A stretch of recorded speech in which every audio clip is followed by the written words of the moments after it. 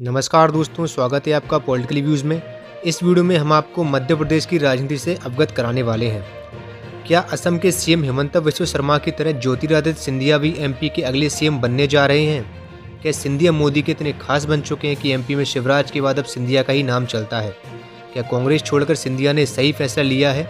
इसी कड़क मुद्दे पर पेश है हमारा विश्लेषण। आज एमपी से ताल्लुक़ रखने वाले हर व्यक्ति के मन में सवाल है कि सिंधिया एमपी के अगले सीएम बनने जा रहे हैं। क्या शिवराज की जगह 2023 में एमपी के कद्दावर नेता सिंधिया काबिज होंगे या केंद्र में मोदी उन्हें कोई बड़ी जिम्मेदारी देने वाले हैं? 11 मार्च 2020 को सिंधिया ने बीजेपी का दामन थामा था और मात्र 2 सालों के भीतर ही वो बन गए एमपी के सबसे बड़े नेता। 2 साल में सिंधिया को वो मिल गया जो कांग्रेस पार्टी सिंधिया को देना नहीं चाहती थी। आज सिंधिया राज्यसभा के सांसद हैं, साथ ही साथ कैबिनेट मंत्री भी हैं। सरकार से लेकर संगठन तक अब सिंधिया की पहुंच है। मोदी के उन गिने चुने मंत्रियों में से सिंधिया एक हैं जिनकी काम की तारीफ मोदी खुद भी करते हैं। अगर बात करें एमपी की लोकल पॉलिटिक्स की, तो एक और जहां सिंधिया के धुर विरोधी दिग्विजय सिंह और कमलनाथ उन्हें हर बात पर घेरने का प्रयास करते हैं, वहीं दूसरी तरफ बीजेपी के भी कुछ नेता सिंधिया की बढ़ती ताकत से हैरान हैं। एक समय था जब एमपी का नाम सुनते ही शिवराज सिंह चौहान का नाम बीजेपी के सबसे बड़े नेता के तौर पर सामने आता था, पर आज बीजेपी में लगता है सिंधिया और शिवराज दोनों बराबर के नेता बन चुके हैं। तो क्या मोदी ने तय कर लिया कि अब सिंधिया एमपी में बीजेपी के भविष्य होंगे, जबकि शिवराज को केंद्र की राजनीति में बुला लिया जाएगा?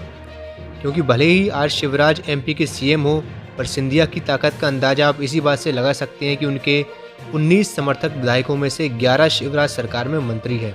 इसके अलावा उनके हारे हुए समर्थक विधायक भी कई निगम मंडलों में पदों पर आसीन हैं। पीएम मोदी आजकल सिंधिया को अपने हर मिशन में शामिल करते हैं। यूक्रेन के ऑपरेशन गंगा में भी सिंधिया शामिल थे। हालांकि इस सब के बावजूद बीजेपी सिंधिया को ऐसे ही सीधे सीएम पद के लिए प्रमोट नहीं कर सकती। मध्य प्रदेश बीजेपी का गढ़ होने के साथ आरएसएस के प्रभाव वाला राज्य भी है। ऐसे में सिंधिया का आरएसएस की पृष्ठभूमि से ना आना उनके खिलाफ जा सकता है। परंतु अगर हम असम का उदाहरण देखें तो उस हिसाब से एमपी के अगले सीएम सिंधिया ही होंगे। असम के सीएम हिमंत बिस्वा शर्मा भी 2015 में कांग्रेस से बीजेपी में शामिल हुए थे, पर अपने काम के बलबूते 6 साल बाद ही 2021 में असम के मुख्यमंत्री बना दिए गए।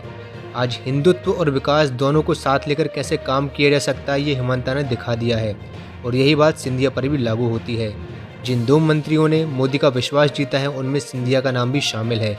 जिस तेजी से देश में नए नए एयरपोर्ट बन रहे हैं, अपने इसी काम के दम पर सिंधिया मोदी और शाह की गुड लिस्ट में सम्मिलित हो चुके हैं। कांग्रेस भी शिवराज से ज़्यादा सिंधिया को ही घेर रही है। कांग्रेस नेताओं को पता है शिवराज तो बस 2023 तक ही एमपी में बीजेपी का चेहरा है। 2023 के चुनाव के बाद तो उन्हें सिंधिया से ही निपटना होगा। तो ऐसे में कहा जा सकता है सिंधिया ने कांग्रेस छोड़ बीजेपी ज्वाइन करने का सही फैसला लिया था। जहां कांग्रेस में कमलनाथ और दिग्विजय सिंह मिलकर सिंधिया को लगातार अपमानित कर रहे थे, वहीं बीजेपी में सिंधिया को उनके कद के मुताबिक पद मिला है, और बीजेपी की ओर से एमपी में अगले मुख्यमंत्री के रूप में सबसे आगे भी सिंधिया का ही नाम है। खैर, आप भी अपनी राय कमेंट बॉक्स में अवश्य बताएं। धन्यवाद।